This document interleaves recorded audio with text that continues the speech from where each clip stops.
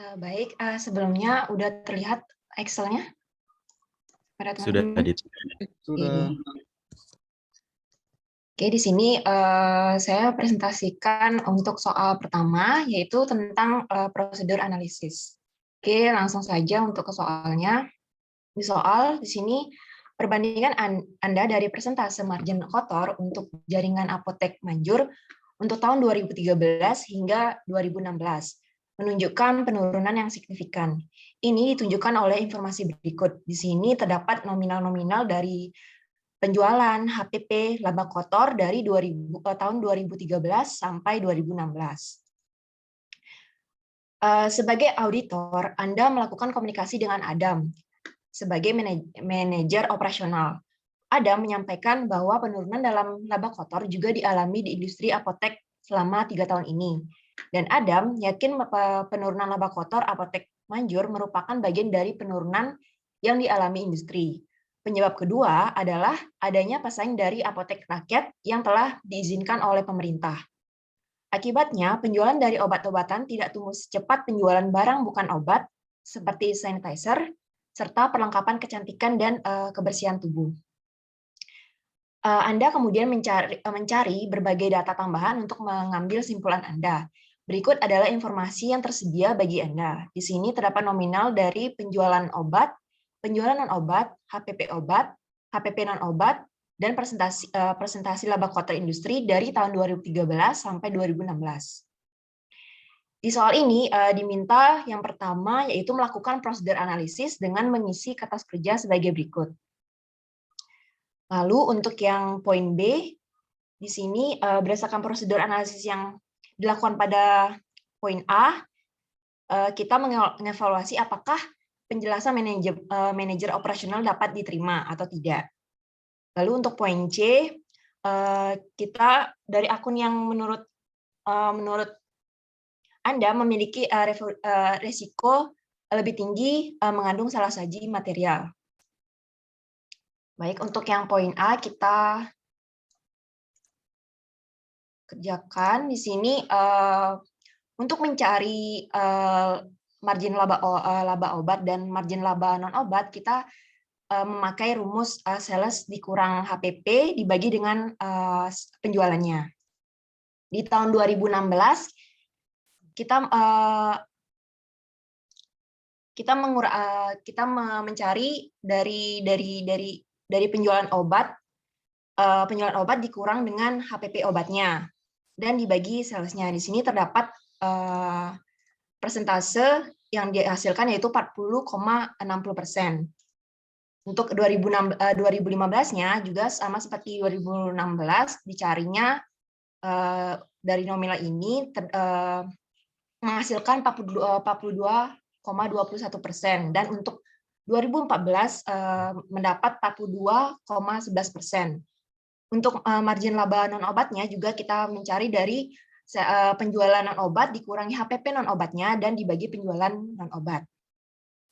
Bisa dicari dari sini. Untuk 2016 kita dapatkan sebesar 32%, dan 2015 dapatkan 32,2%, 2014 dapatkan 31,91%. Untuk pertumbuhan penjualan obat dan pertumbuhan penjualan non obat, kita bisa mencarinya dengan rumus seperti ini. Penjualan tahun ke N dikurang penjualan tahun ke N kurang 1 dibagi penjualan tahun ke N kurang 1. Atau di sini untuk mencari 2016-nya kita mencari penjualan tahun 2016 dikurang penjualan tahun 2015 dibagi penjualan tahun 2015. Di sini didapatkan sebesar 1,48%, dan untuk 2015 mendapatkan 4,77%, 2014 didapatkan 4,37%. Dan untuk penjualan non-obat kita dapatkan sama seperti dipakai rumusnya seperti ini, dari penjualan non-obat dengan dan penjualan 2015-nya dari non-obatnya di tahun 2016. kita dapatkan 2016 di sini sebesar 15,51%. Untuk 2015 dapatkan 18,43%, dan 2014 didapatkan 15,86%.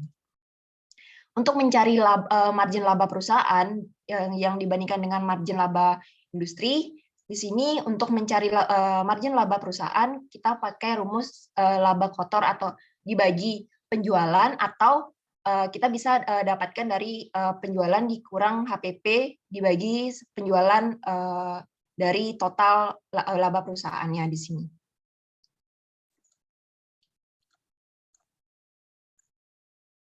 Nah, langsung saja di sini 2015-nya didapatkan 35,1%, 2015-nya mendapatkan 36%, dan 2014-nya 36,2%. Untuk laba industrinya sudah ada di soal, kita tinggal salin dari sini untuk perbandingannya nanti, di mana 2016 laba industrinya sebesar 32,7, 2015 32,9, dan 2014 sebesar 33%. Untuk poin B di sini disuruh untuk mengevaluasi apakah penjelasan dari manajer operasional itu dapat diterima atau enggak. Di sini ada pernyataan bahwa yang pertama, adanya penurunan juga yang dialami oleh industri. Di sini kita bagi kami di sini kita nerima karena alasannya juga di sini diperkuat dilihat dari perhitungan margin laba perusahaan dan juga di industri memang mengalami penurunan dari 2014 sampai 2016. Nah, untuk pernyataan kedua, adanya pesaing dari apotek rakyat yang telah diizinkan oleh pemerintah. Di sini kami menerima pernyataan tersebut karena memang dilihat dari pertumbuhan penjualan obat dan penjualan non-obat, terlihat perbedaan yang signifikan, di mana penjualan obat lebih rendah daripada penjualan non-obat, yang mungkin disebabkan karena adanya apotek rakyat yang baru sebagai pesaing dari apotek manjur. Tuh. Untuk poin C, di sini apakah ada akun yang mungkin mengalami salah saji material? Bagi kelompok kami di sini yang mungkin menjadi akun yang menjadi salah saji material itu bisa penjualan non-obat, dari akun dari penjualan non-obat. Karena bisa saja klien mencatat penjualan palsu karena dilihat dari sangat jauh penjualan obat dengan non-obatnya. Dan untuk akun penjualan obat, di sini adanya dugaan kalau klien tidak mencatat dengan benar atau salah saji untuk akun penjualan obat. Dan juga ada akun yang mungkin bisa salah saji material, yaitu adalah HPP total, di mana bisa saja HPP dicatat terlalu besar atau overstated. Itu. Untuk soal 1, segitu saja. Bisa dilanjutkan soal 2 kepada Fadil dan Yulian.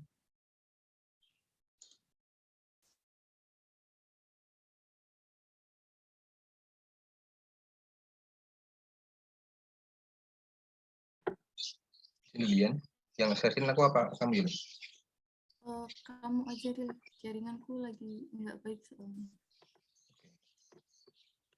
Izin untuk mematikan kamera ya Pak.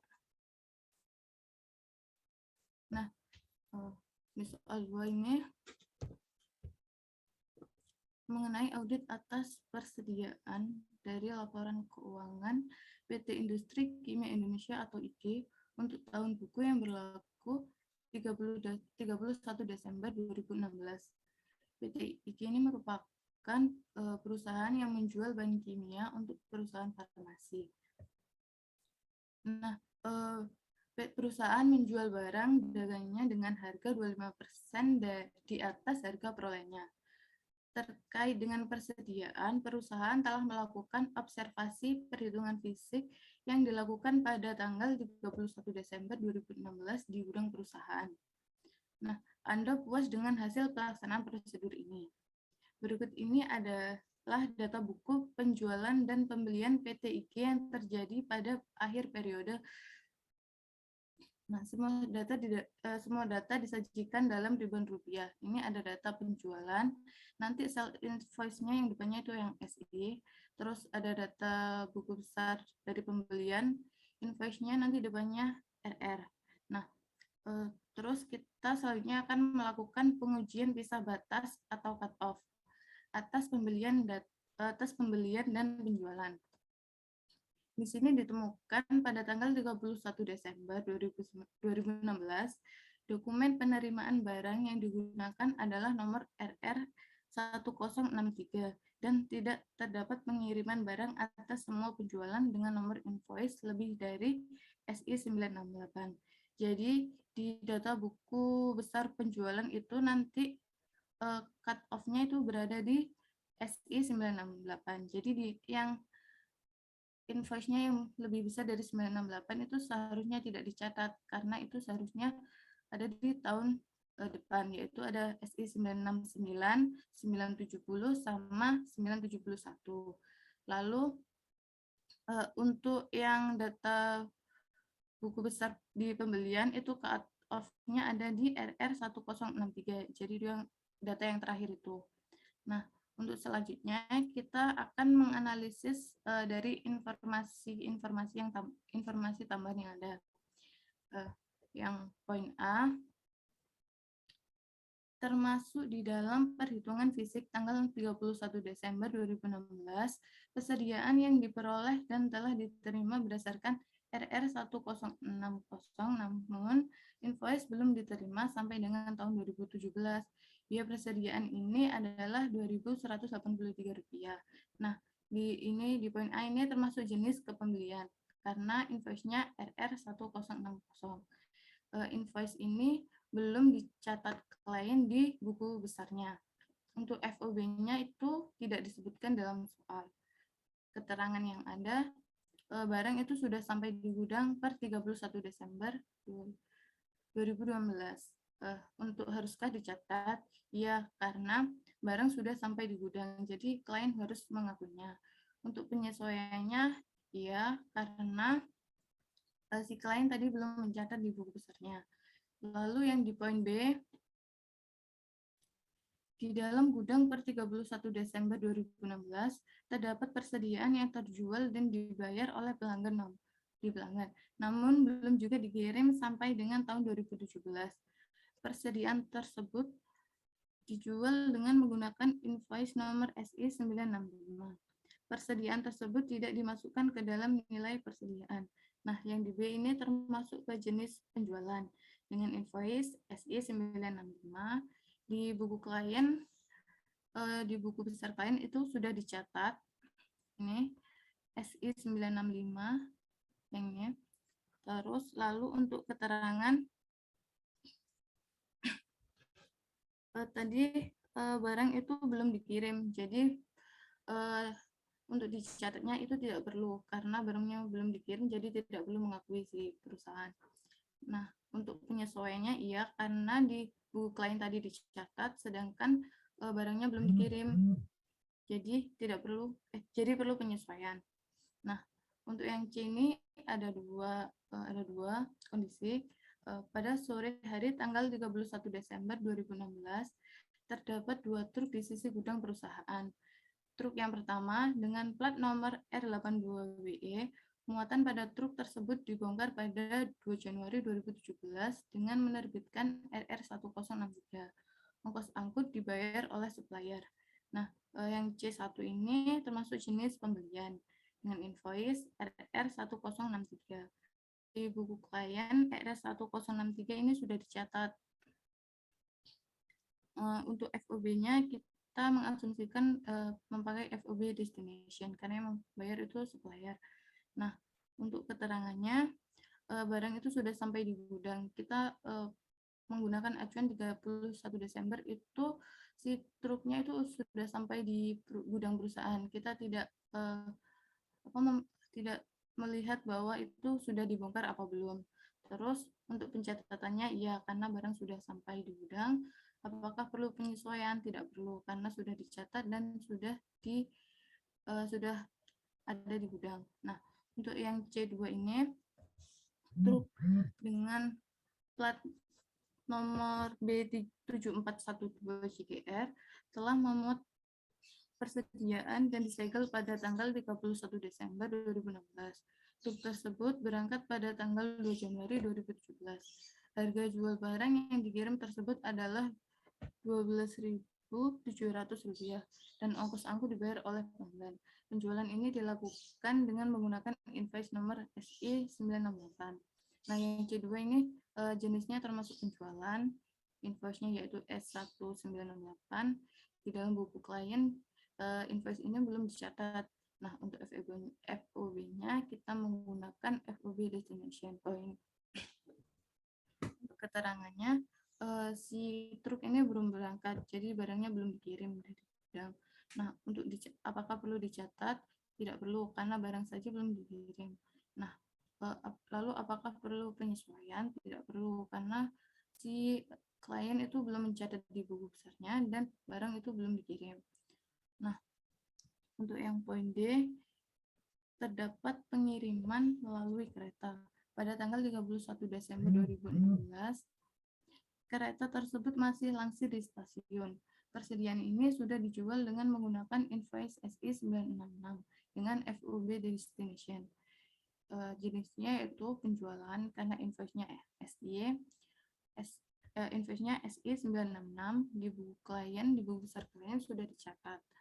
Untuk FOB-nya yaitu FOB destination, keterangannya barangnya belum sampai di gudang karena masih langsir di stasiun. Apakah harus dicatat? Tidak perlu, karena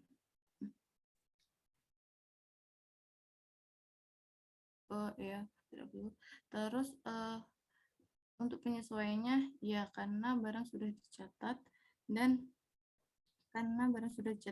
itu sebetulnya masih di perjalanan. Lalu yang E, terdapat persediaan berada dalam perjalanan pada tanggal 31 Desember 2016. Persediaan tersebut diterima dengan menggunakan RR 1064. Pembelian atas persediaan tersebut adalah FOB destination dan biaya angkut dibayar oleh PT IK senilai Rp75. Namun demikian, biaya angkut tersebut akan dikurangi dari harga pembelian sebesar Rp975. Nah, ini termasuk ke jenis pembelian. Invoice-nya RR1064 di buku klien itu belum ada, belum dicatat. Untuk FOB-nya disebutkan yaitu FOB destination.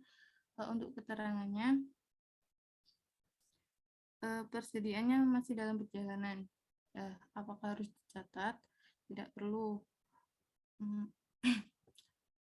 Untuk penyesuaiannya tidak, karena belum dicatat dan barang masih di perjalanan. Nah, untuk yang F ini termasuk di dalam persediaan adalah persediaan yang terkena hujan pada saat pengiriman sehingga tidak dapat dijual.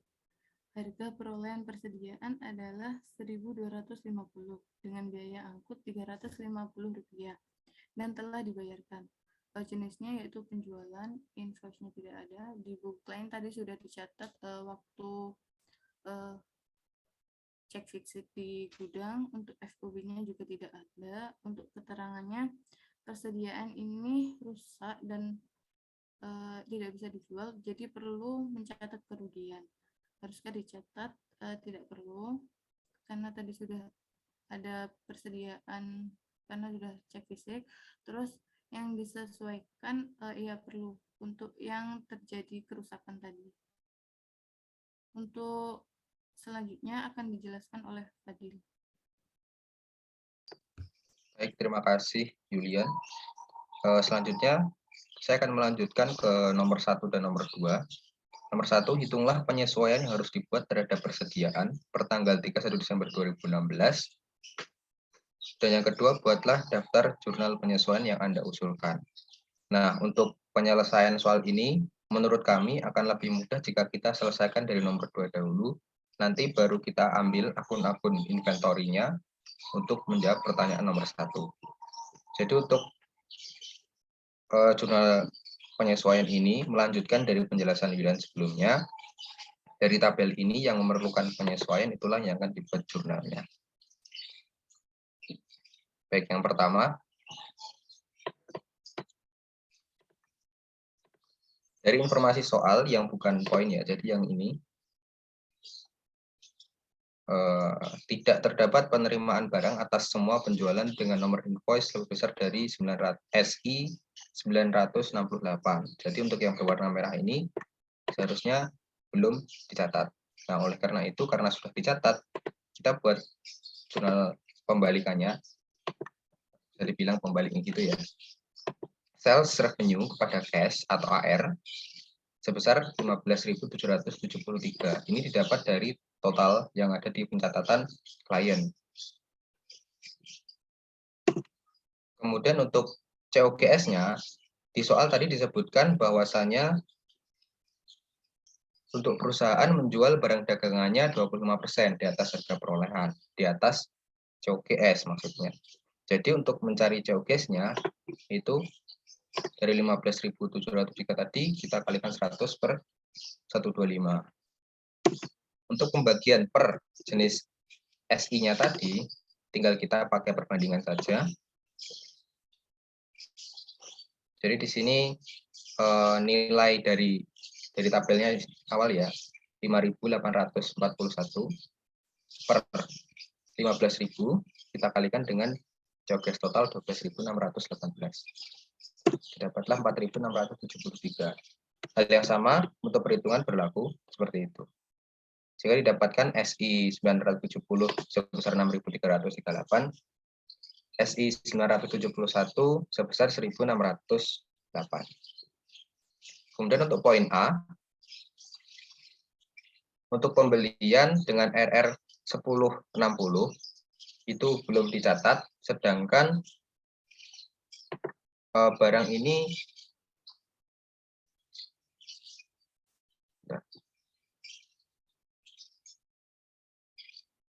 karena invoice-nya belum diterima ya. Jadi ada penyesuaian. Di situ klien belum mencatat, sehingga kita perlu mencatat inventory yang datang dengan jurnal inventory dengan RR 1060 kepada cash atau AP, karena di soal belum dijelaskan menggunakan cash atau utang sebesar 2.183 sesuai yang di soal ya. 2.183. Jadi di sini meskipun invoice-nya belum diterima, tapi kalau barangnya sudah sampai di gudang perusahaan itu harus dicatat. Buktinya dengan adanya RR tadi ya, untuk nominal nilai dari barang tersebut. Kemudian untuk poin B, di sini ada penjualan dengan SI 965, sudah dicatat oleh klien, namun barang tersebut masih belum dikirim. Karena sudah terlanjur dicatat, karena belum dikirim, jadi seharusnya belum dicatat. Jadi di sini kita balik kayak jurnal yang atas ini. Kita hapuskan sales revenue kepada cash. Oh, ini kurang ini. Sebesar 5.195 itu dari tabelnya juga bisa, atau karena SI 965 dari situ ya. Kemudian untuk nilai inventory atau COGS-nya itu caranya sama kayak tadi, 100 per 125 dikali dengan 5.195. Tinggal kita balik inventory kepada COGS. Kemudian untuk poin C, karena tidak memerlukan penyesuaian, jadi tidak ada jurnal. Lanjut ke poin D. Di sini untuk ada penjualan dengan SI 966, itu sudah dicatat oleh klien, padahal barang tersebut masih langsir di stasiun dan FOB-nya adalah FOB destination. Jadi seharusnya nggak dicatat ya. Jika perlu penyesuaian, kita balik kayak tadi, sales revenue, cash atau AR, sebesar 19.270. Ini tinggal kita lihat di pencatatan kliennya saja, SI 966 dari sini kepada cash, kemudian inventory kepada COGS, caranya sama 100 per 125 dikali 19.270. Kemudian untuk poin F mengenai persediaan yang terkena hujan sehingga tidak bisa digunakan, itu perlu reklasifikasi dari inventory ke spoiled inventory. Nah, di sini di soal tidak disebutkan untuk inventory yang mana, yang sebelumnya kan kayak gini ya, inventory SI, inventory RR gitu ya. Di sini tidak disebutkan, jadi inventory saja. Pada spoiled inventory besarnya 1.600, didapat dari mana? Dari soal itu disebutkan harga perolehannya 1.250 dan biaya angkutnya 350. Jadi dimasukkan ke nilai perolehan dapat 1.600. Dari jurnal penyesuaian tadi bisa kita jawab soal nomor 1, total penyesuaian untuk akun inventory untuk debit sebesar 34.373 didapat dari jurnal sebelumnya, tinggal kita jumlahkan saja dengan yang dikreditnya sebesar 1.600. Ini karena reklasifikasi tadi. Kalau misalnya kita cari netnya, bersihnya, tinggal kita kurangkan saja debit dikurangi kredit, sehingga dapatlah 32.773. Seperti itulah jurnal penyesuaian untuk menjawab soal 2. Selanjutnya soal 3 akan dilanjutkan oleh Hadrul. Silakan. Baik, terima kasih Fadil dan Julian. Untuk soal 3 adalah audit atas piutang usaha. Jadi di soal dibilang kalau kita auditor junior yang menggantikan auditor yang ditugaskan keluar kota. Jadi kita tinggal melanjutkan. Auditor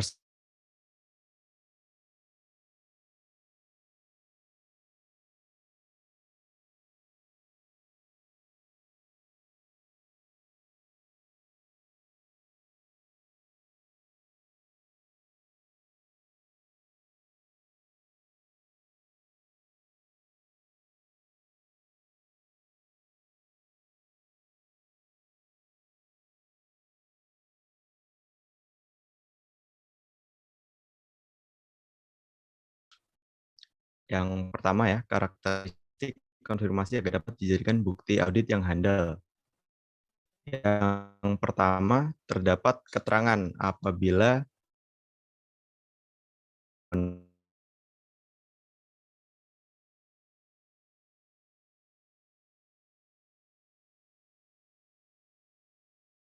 audit itu cukup dan memadai.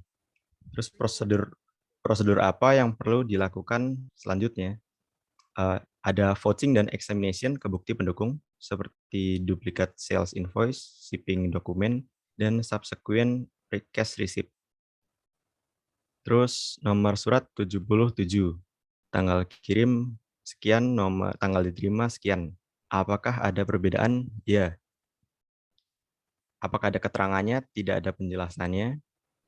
Jadi kita belum bisa bilang bahwa bukti audit tersebut cukup dan memadai. Jadi kita perlu prosedur tambahan. Jadi prosedur tambahannya adalah menganjurkan manajemen untuk merecon catatan mereka dengan customer yang bersangkutan. Terus nomor 3, sebutkan perbedaan konfirmasi positif dan negatif dan kelebihan dan kekurangan masing-masing. Yang pertama, konfirmasi positif adalah surat konfirmasi yang meminta penerima surat atau biasanya customer client untuk mengkonfirmasi benar atau salahnya saldo akun piutang yang tertera di surat konfirmasi. Lalu konfirmasi negatif adalah surat konfirmasi yang meminta penerima surat atau customer client untuk memberi respon hanya saat saldo akun yang tertera pada surat konfirmasi salah. Jika tidak ada respon, piutang dianggap benar. Jadi bedanya secara singkat, konfirmasi positif itu perlu balasan, baik benar atau salahnya saldo piutangnya. Untuk konfirmasi negatif hanya dibalas jika terdapat perbedaan saldo piutang. Lalu perbedaannya kedua, digunakan saat mengkonfirmasi. Untuk konfirmasi positif digunakan saat sampelnya sedikit dan masing-masing dari sampel itu memiliki saldo piutang yang banyak. Sedangkan konfirmasi negatif sampelnya banyak, dan masing-masing sampel memiliki saldo piutang yang sedikit. Lalu ke kelebihan dari konfirmasi positif. Yang pertama, memberikan penjelasan detail dan pasti. Dan yang kedua, lebih meyakinkan, karena benar atau salahnya dibalas. Lalu konfirmasi negatif, kelebihan pertamanya simple. Yang kekurangannya, untuk konfirmasi positif, sangat tergantung pada balasan dan terbilang ribet. Terus untuk konfirmasi negatif, kekurangannya satu, kurang meyakinkan. Karena kita nggak tahu nih, si customer nggak bales emang karena bener atau emang karena nggak bales aja. Jadi seperti itu untuk soal nomor 3. Dan demikian presentasi dari kelompok kami. Jika teman-teman ingin bertanya, dipersilahkan. Terima kasih. Apakah ada yang ingin ditanyakan? Monggo teman-teman, bertanya boleh, menanggapi boleh, mengkonfirmasi juga boleh, membantah juga boleh ya Mas Edru ya. Silakan.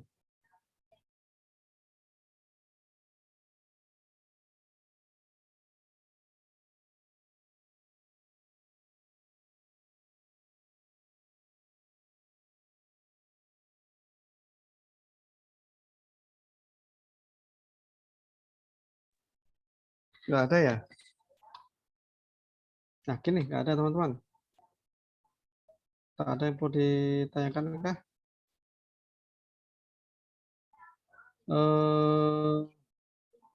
Ya, menizin Mas Edru dan teman-teman grup 1 untuk grup 1, grup presenter. Grup berapa nih Mas Edru? Grup 5, 6?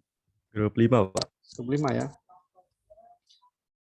Teman-teman monggo sambil menunggu teman-teman untuk memberikan tanggapan, sedikit saya berikan istilahnya ya, sedikit review dulu lah gitu. Untuk persiapan tujuan kita kan nanti ada soal kasus, kita nggak tahu mana yang akan dikeluarkan dari 7 pertemuan ini. Pertemuan ke-6 kan yang umum ya, nanti apa itu masuk soal kasus atau apa kurang tahu juga. Tapi teman-teman soal kasus, jadi kemudian pertemuan 6 sih mungkin nggak masuk, mungkin lah, saya juga nggak tahu karena itu kan bukan latihan soal kita gitu. Nah tadi di soal pertama itu kan tentang prosedur analitis. Jadi di situ ada penjelasan dari manajer tadi, manajer apa tadi? Manajer operasional yang diberikan kepada auditor, dan auditor tadi menyatakan dapat diterima atau enggak dapat diterima lah ya gitu. Ada pertimbangan apa gitu. Nah, di sini teman kita melihat di manakah nanti ujungnya adalah di mana terjadi salah satu yang di mana terjadi potensi, ada potensi di mana ada potensi salah satu yang material. Nah, akunnya akun apa? Nah, itu nanti didasarkan pada hasil analitis yang di B tadi itu, masih laba kayak apa, laba obat seperti apa, gimana kondisi dibandingkan dengan industri sejenis gitu ya teman-teman ya. Jadi nanti kita bisa mempertimbangkan kira-kira itu, memperkirakan kira-kira di manakah yang akunnya akan terjadi salah satu secara material itu. Jadi perlu analisis kayak gitu nanti. Siapa tahu nanti muncul, jadi argumentasinya jelas kita gitu. Kemudian tadi untuk persediaan, untuk kasus persediaan tadi yang disebutkan proses-proses yang terjadi. Jadi di sini tadi mengambil asumsi FOB destination kah atau kasih pempoint kah gitu. Kalau dengan dua asumsi berbeda ini pasti akan menghasilkan jurnal koreksi yang berbeda juga. Nah, jika ada seperti itu nanti di antara teman-teman jika punya pendapat berbeda, kalau di soal nggak disebutkan persyaratan penjualannya tadi shipping point atau destination point tadi, ya monggo nanti dipakai yang mana. Nah, ini tadi monggo tadi dilihat apakah memang jurnal-jurnal yang disajikan oleh kelompok 5 ini sudah sesuai dengan yang kita harapkan, yang teman-teman jawab juga ataukah berbeda. Monggo. Itu bisa menjadi beberapa bahan diskusi juga nih di jurnal penyesuaian tadi itu. Kemudian atas piutang yang ketiga, soal atas piutang usaha. Ini tadi tentang konfirmasi teman-teman ya, konfirmasi positif atau negatif. Kemudian tadi konfirmasi mana nih yang bisa dijadikan sebagai bukti yang andal itu. Kalau nggak salah tadi Mas Edru di sesi terakhir tadi memilih untuk konfirmasi yang positif hasil tadi kalau nggak salah ya, yang lebih dapat dipercaya karena di situ si customer-nya pihak ketiga yang dikoreksi itu harus menjawab nih, iya atau tidaknya gitu. Kalau tadi yang negatif kan dia nggak jawab itu karena setuju atau karena dia malas jawab tadi gitu. Kita nggak tahu nih gitu. Sehingga apa namanya kalau nggak jawab kita gimana lagi nih harus ada proses tambahan apa tidak tadi gitu kan ya. Jadi memberikan hal seperti itu. Nah, kemudian tadi ada 7 dokumen juga tadi 7 dokumen apa yang harus direview oleh auditor pengganti ini gitu. Karena auditor terdahulu dipindah tugaskan ke klien yang lain. Nomor 1 sampai 77 berarti tadi ya dokumen itu gitu. Nah, ini tadi apa namanya?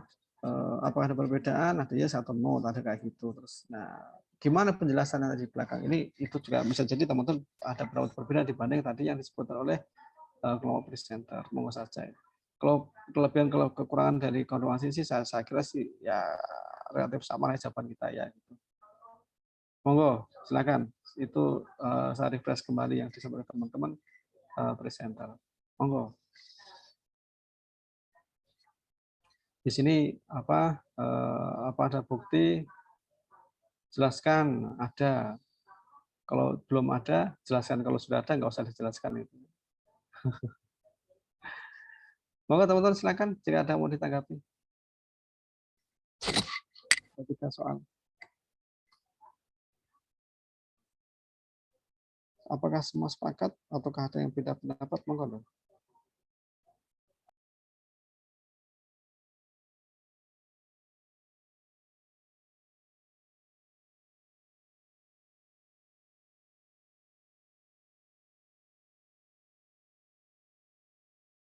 Atau mungkin teman-teman ada yang mau lihat di soal mana itu bisa ngomong aja nanti aku arahin. Silakan.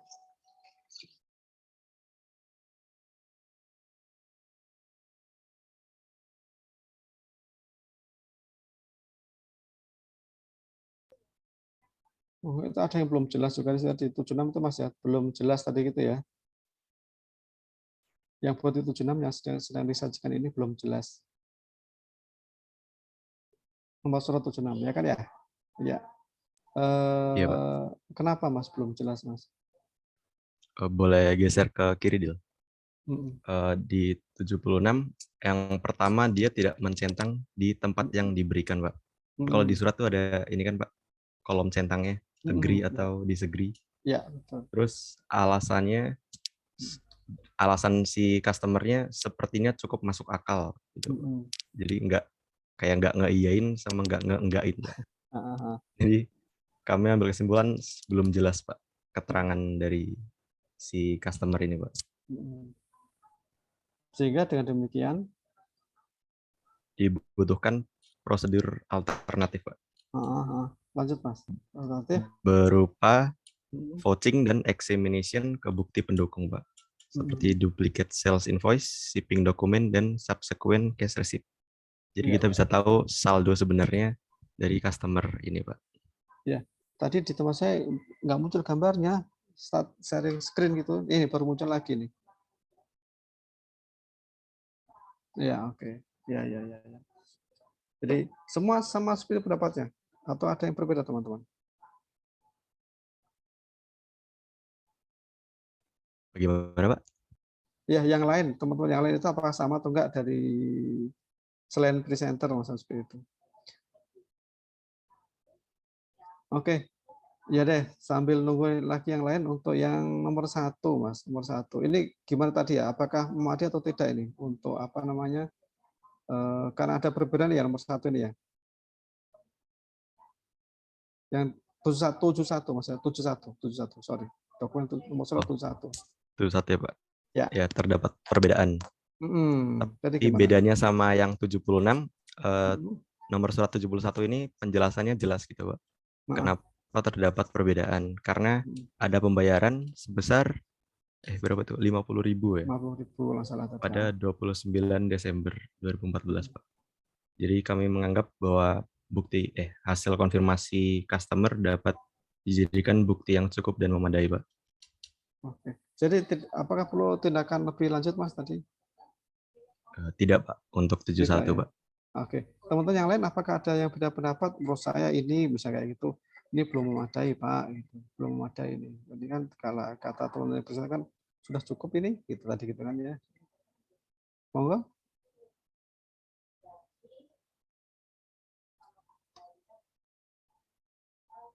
Enggak, silakan, silakan yang ada.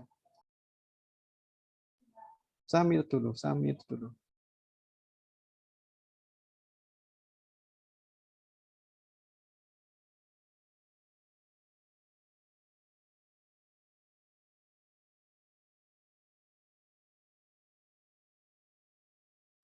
Nggak ada ya, oke. Ya, untuk 71 ini, kan ada selisih 50.000 tadi masalah kita ya Mas Edro tadi ya. Di sini tetap perlu, menurut saya, tetap perlu dilakukan prosedur vouching sih. Vouching kemana? Ke bukti penerimaan kas, itu pengecekan juga ke rekening koran itu. Ini untuk memastikan bahwa konfirmasi tadi itu memang terkonfirmasi, konfirmasi terkonfirmasi gitu. Kemana? Ke buku penerimaan kasnya, ke rekening korannya. Gitu. Jadi ya kita cek juga ke sana. Gitu.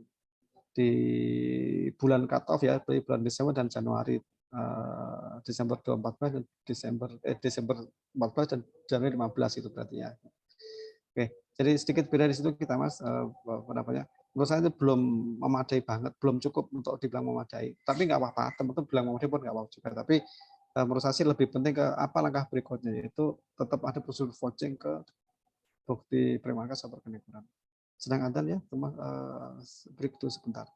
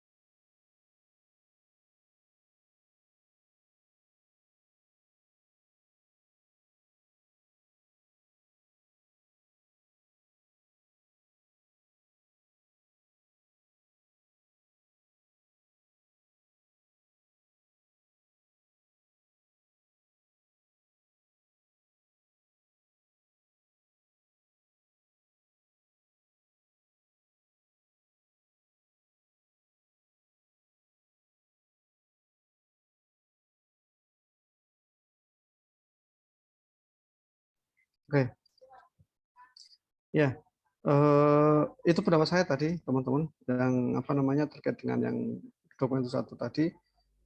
Saya pribadi merasa belum cukup memadai dan perlu ada prosedur tambahan, perlu dilakukan prosedur vouching ke bukti penerimaan kas dan juga ke rekening koran jika ada gitu, untuk bulan 2 itu tadi ya, Desember dan Januarinya ya. Nah, untuk apa namanya teman sekalian ini tadi yang nggak ada perbedaan di 72, 73, 7 dan seterusnya itu tadi yang meskipun jawabannya no, nggak ada perbedaan. Ya apa namanya? Saya kira sih tetap penting buat kita ya gitu. Untuk berhati-hati juga gitu. Kalau memang sudah ada hasil konfirmasi yang menjawab bahwa memang tidak ada perbedaan, kita mungkin sudah agak tenang gitu. Tapi kalau nanti ternyata memang kita perlu lakukan pengujian tambahan juga nggak apa-apa. Prosedur pengembalian konfirmasi adalah jadi gini, konfirmasi itu kan dari auditor memilih siapa saja yang akan dikonfirmasi, auditi kemudian menyiapkan amplopnya. Kalau cara lama ya, auditor membeli perangko, terus auditi nulis alamat di perangko dan amplopnya. Itu auditi ngasih alamat perusahaan yang akan dikonfirmasi tersebut.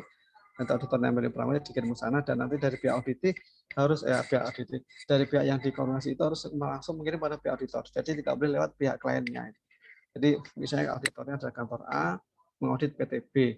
Nanti klien auditor A ini akan memilih siapa saja akan dilakukan konfirmasi, PT B ngasih alamatnya, berarti PT B yang mengirimkan, PT B tadi kita perusahaan akan mengirimkan, klien mengirimkan pada pihak yang dilakukan konfirmasi.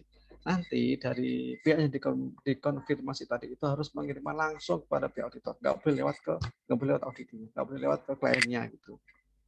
Kenapa begitu? Ya auditor harus mendapatkan dari tangan pertama, harus mendapatkan langsung dari sumbernya. Nah, kalau ini diserahkan melalui pihak auditi, misalnya kayak gitu, maka ini secara prosedur ini menjadi agak nggak pas juga. Mungkin keandalannya terganggu lah seperti itu. Nggak ada lagi bukti itu karena kita nggak tahu apa yang terjadi atas bukti konfirmasi tersebut. Sehingga dengan cara ini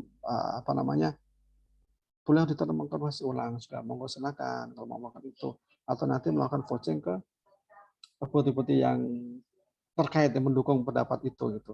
Rekening korannya kemudian rekening koran pasti masa-masa yang terkait ya, awal tadi kalau Januari, Februari, Desember, Januari, kalau kita pun mungkin perlu di bulan-bulan tertentu juga sama itu. Kemudian ya pengecekan itu menjadi penting lah gitu. Kita vouching ke buku bank dia, rekening koran dia itu transaksi terkait di bulan-bulan itu kita perlu pengecekan juga gitu. Nah, kalau gimana kalau tidak memberikan jawaban? Ya tadi kita berarti bilang bahwa itu belum cukup dan belum handal jika auditnya tidak memberikan jawaban. Kita tadi kan kata Mas itu nggak tahu ini nanti dia tuh jawab karena memang nggak ada yang bermasalah, apakah memang dia sendiri malas jawab, kita nggak tahu. Jadi gimana? Ya kita harus melakukan prosedur tambahan tadi, prosedur kedua, prosedur berikutnya itu ya setidaknya kita melakukan vouching ke bukti transaksinya, ke rekening korannya atau ke buku bank tadi itu gitu. Termasuk di periode mana dia melakukan pelunasan. Gitu. Meskipun itu nanti melampaui nggak hanya cukup di Desember Januari, mungkin Februari Maret kalau memang auditor masih di situ nggak apa-apa dicek aja di situ. Gitu ya teman-teman ya, jika tadi terkait dengan informasi yang belum mendapatkan jawaban. Oke, monggo jika ada yang mau mengkonfirmasi, berinteraksi kepada teman-teman kelompok 5. Silakan. Sebelumnya mohon nih. Ada tuh Mas?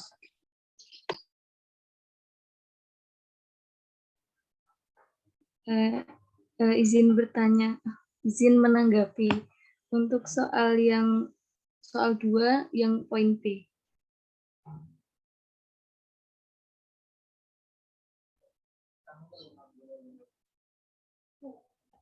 Poin B ya, Stella. Soalnya dulu ya. Kan di situ disebutkan bahwa persediaan tersebut telah terjual dan dibayar oleh pelanggan.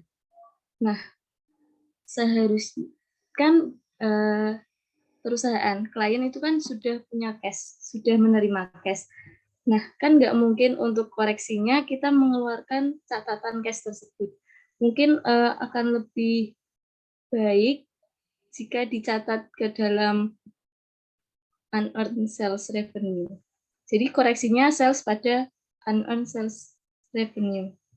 Soalnya kan kalau di kredit kas seperti itu kan seperti seperti klien itu mengeluarkan catatan cash mereka. Padahal kan mereka sudah ada cash-nya, sudah menerima cash dari pelanggan. Seperti itu. Terima kasih.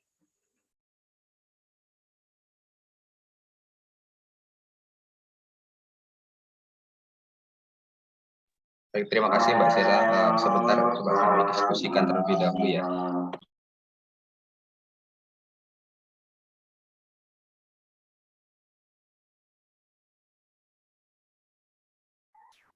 Ya, coba teman-teman juga ikut memperhatikan ini teman-teman ya, yang di B ini tadi ya masalah ya. Di dalam gudang per 30 Desember 2016 terdapat persediaan yang terjual, udah dibayar oleh pelanggan, namun belum dikirimkan sampai akhir tahun. Gitu. Sudah ada invoice-nya gitu. Sehingga persediaan tersebut seharusnya tidak masuk dalam persediaan. Gitu tadi. Peristiwanya gitu kan ya tadi Mbak Sela ya. Oke. Iya, Pak.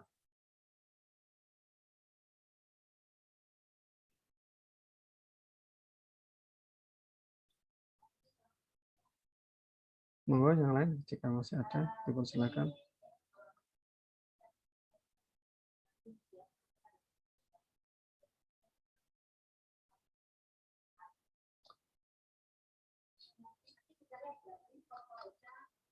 Oh ya, ditunggu.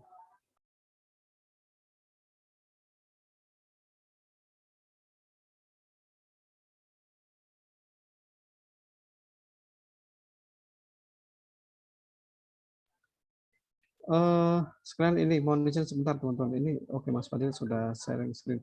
Ya, kaitan dengan invoice terkait dengan transaksi penjualan ini. Apakah invoice belum nyampe bisa gitu, kemudian barang sudah nyampe, kemudian nggak bisa diakui oleh si penerima barang, atau nggak bisa diakui juga oleh si pengirim barang, gitu. Andai kata invoice-nya terpisah. Gitu.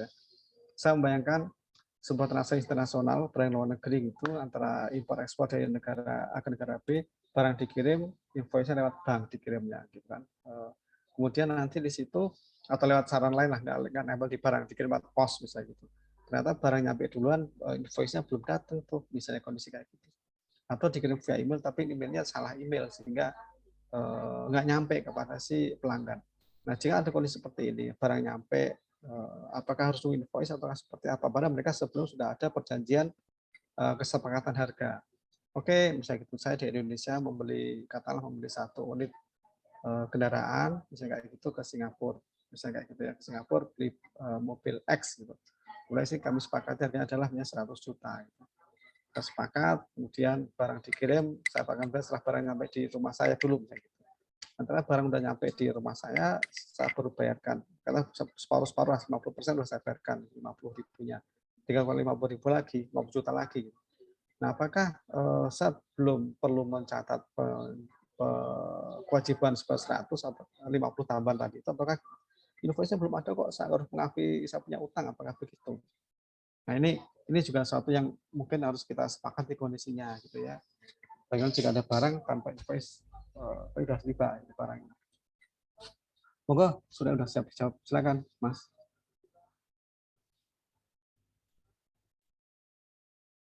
Mas atau Mbak, silakan.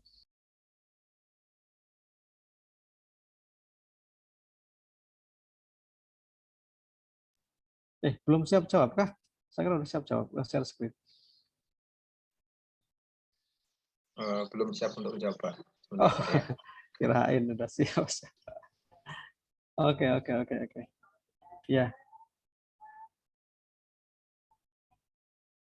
Nah, terima kasih. Asumsi perpetual itu kan menjadi penting untuk disajikan asumsinya. Monggo teman-teman, saya kok menduga-duga akan ada beberapa perbedaan pendapat itu, dan saya tidak dalam posisi ingin menghakimi perbedaan tersebut. Monggo saja jika berbeda.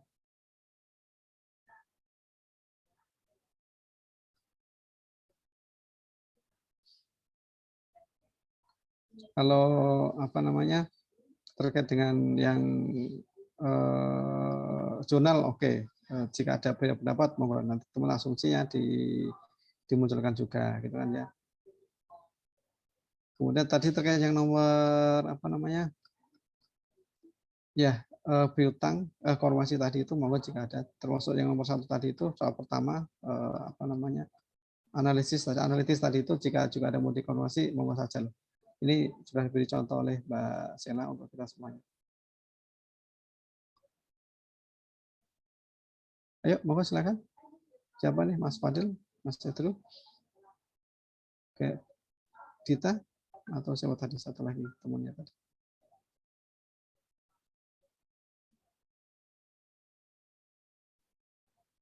Mbak Yulian Dewi Safitri, monggo.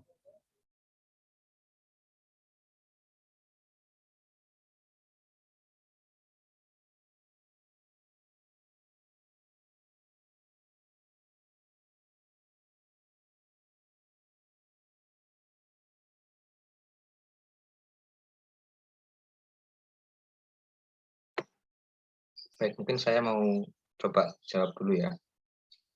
Di sini kami dalam membuat jurnal penyesuaian, kami tidak membandingkan tabel jurnal yang sudah dibuat klien, kemudian jurnal yang seharusnya sama jurnal penyesuaian. Nah, di sini tuh karena tidak diketahui juga di soal untuk jurnal yang dicatat oleh klien sebelumnya itu bagaimana. Jadi coba kita buat dua kemungkinan ya. Di sini kan klien sudah membuat pencatatan. Entah pencatatannya benar atau enggak. Jadi kemungkinan pertama, kalau pencatatannya benar, harusnya menerima kas kepada unearned. Berarti kalau salah unearned-nya, kalau tidak salah unearned sales revenue itu akun utang ya Pak ya?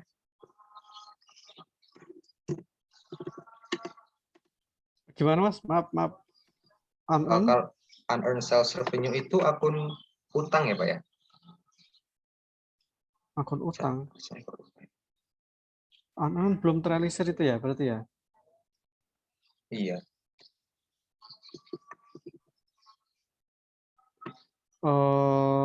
Belum terrealisir aja sih. Kalau ke utang saldo normalnya maksudnya. Iya. Iya Pak, kalau nggak salah utang sih Pak. Iya. Nah, kemudian untuk kemungkinan Kewajiban kedua. ya, kewajiban ya. Oke. Ya. Kalau misalnya si klien itu salah membuat pencatatan, berarti kan dia akan mencatat kas pada revenue. Kemudian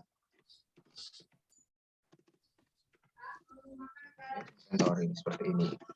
Nah, kalau seperti ini nanti akan ada menimbulkan jurnal penyesuaian yang berbeda juga.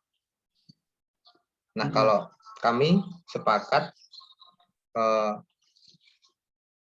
pendapat dari Sela itu benar. Jadi seharusnya tidak menghapuskan cash, tapi pakai akun unearned sales revenue.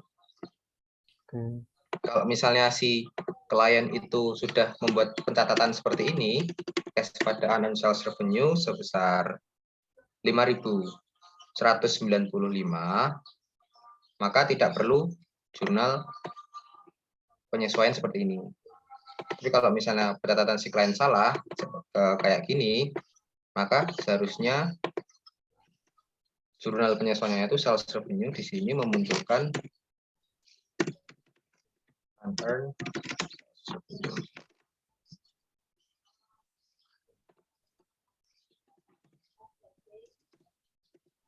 Nah, seperti itu. Gimana Mbak Sela kira-kira? Setuju, Mas Akbar. Ya. Terima kasih Mbak Sela atas koreksinya. Ya, untuk teman-teman, untuk yang B ini tadi ceritanya kan apa namanya? Mana tadi?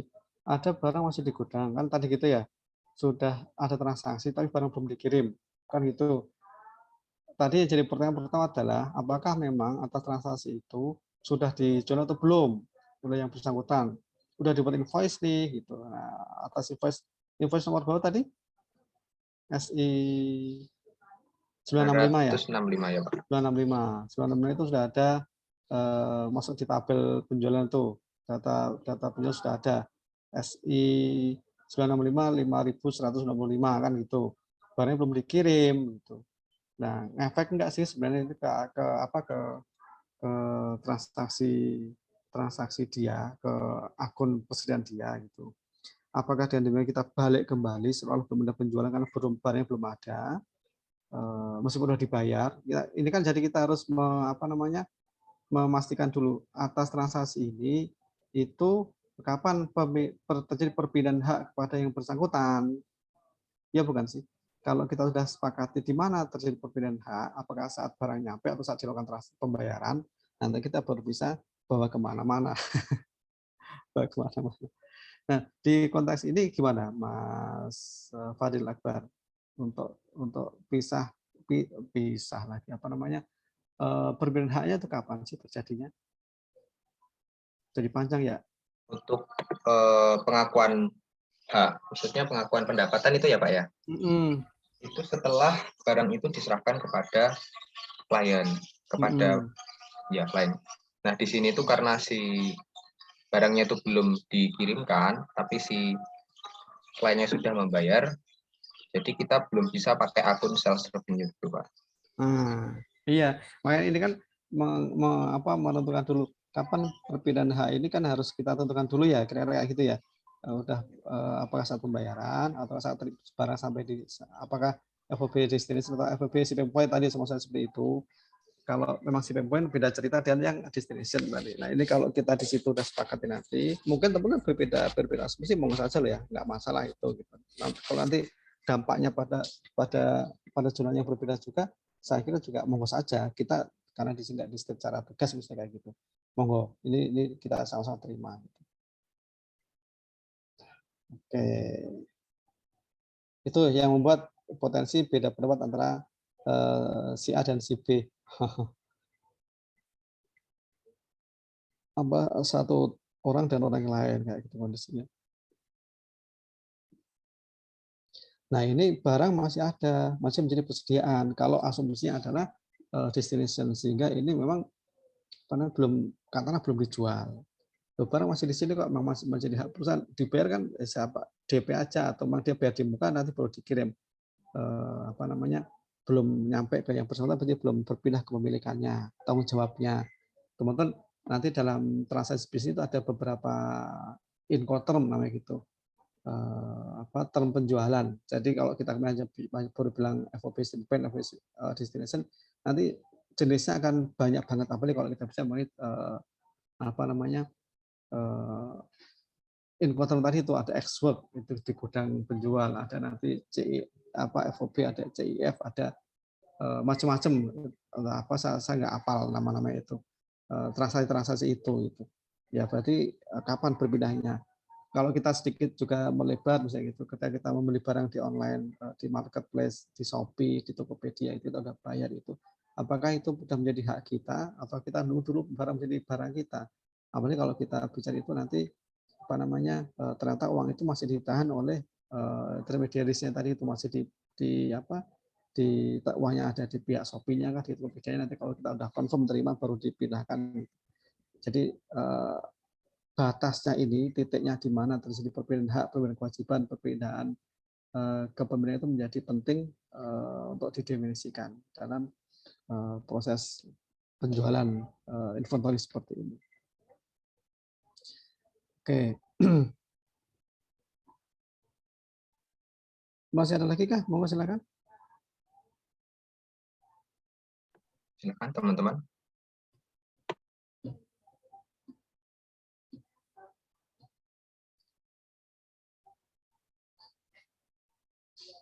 Ini yang off cam ini masih ada atau sudah pergi jalan-jalan cari angin? Wah, udah cari angin ini. Baik, cari angin Pak. Oke, hati-hati jangan sampai masuk angin kalau ke apa kejauhan cari anginnya.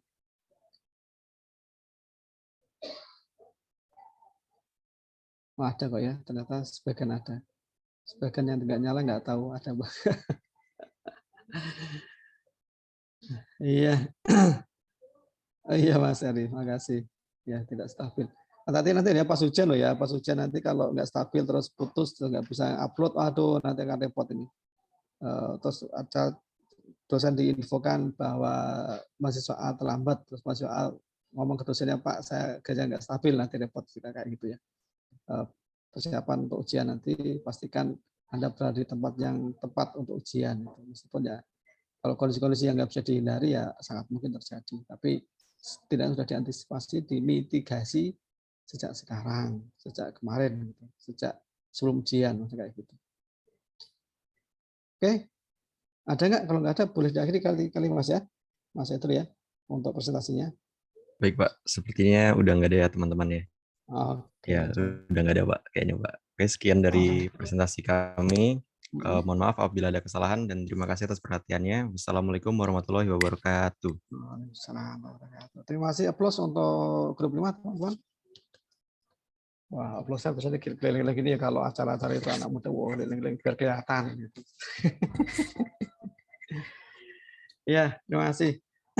Ya, teman-teman sekalian, ini kita bicara mengenai 3 hal. Yang pertama mengenai tadi prosedur analitis. Ini apa namanya? Membandingkan laba obat, laba non obat, ternyata pertumbuhan penjualan dari obat non obat, terus tadi bagaimana laba perusahaan secara overall dan juga perbandingan dengan industri sejenis. Nah dari sisi cerita itu kita akan apa namanya logis nggak sih apa yang disampaikan oleh manajer operasional itu tadi gitu kan ya, kita terima apa nggak sih gitu ya. Oke, kemudian setelah itu nanti kita akan melihat kira-kira dari sisi itu di mana ada potensi salah saji dalam laporan keuangan perusahaan. Nah, teman di sini nanti juga bisa melihat dari apa namanya analisis yang ada di situ, angka-angka yang tadi disampaikan. Ternyata memang di sini ada penurunan laba. Penurunan laba si apotek ini adalah terutama pada obat, non obat sih nggak begitu turun sebenarnya, gitu kan ya. Kemudian bagaimana berikutnya nanti turunnya laba berapa, turunnya industri, oh turun juga apa enggak sih? Jadi gimana nih? Oh ternyata ini di bawah industri nih penurunannya nih jelek banget jadi kinerja perusahaan ini. Ada potensi salah satu di situ enggak sih? Siapa tuh bang ada. Jadi untuk analitis kita punya beberapa perbandingan yang bisa mengarahkan kita pada kemungkinan teman-teman ya, bukan pasti ada di situ, ada kemungkinan masalah. Apa masalah itu? Salah satunya adalah salah satu yang terjadi pada akun tersebut. Saya berikan sedikit gambaran beberapa waktu lalu tahun 2004, 2005, 2007 lah, 2006 semacam itu. Saya pernah kerja part time itu di, jangan bilang siapa-siapa ya, di sebuah konsultan. Ya, tapi ini direkod ya, jadi ada rekaman. Ya, ada seseorang pernah kerja part time. Nggak apa-apa.